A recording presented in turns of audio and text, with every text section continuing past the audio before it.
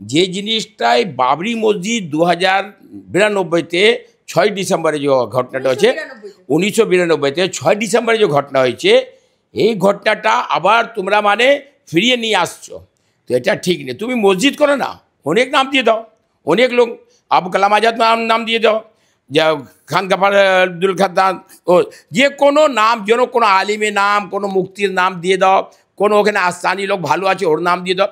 বাবরি মসজিদে নামটা দেওয়ার ব্যাপারে মানে শাসক দল দেখাচ্ছে যে এরা এইরকম করে আমরা ভোটটা একসাথ করে নেব। হ্যাঁ, আমি ওটাই বলতে যাচ্ছিলাম, এই যে দীঘাতে যে মন্দির হয়েছে তাতে হিন্দু ভোট টানবে আর বাবরি মসজিদ করেছে, দীঘাতে যে মন্দির করেছে এটা তো আলাদা ব্যাপার, কিন্তু এই মসজিদ এই যে 6 ডিসেম্বর 1992-তে যে ঘটনাটা হয়েছে, ওই ঘটনাটা আবার দ্বিতীয়বার আপনি ওখানে আতঙ্ক ফেলাবার জন্য আপনি করছেন। কেন করছেন?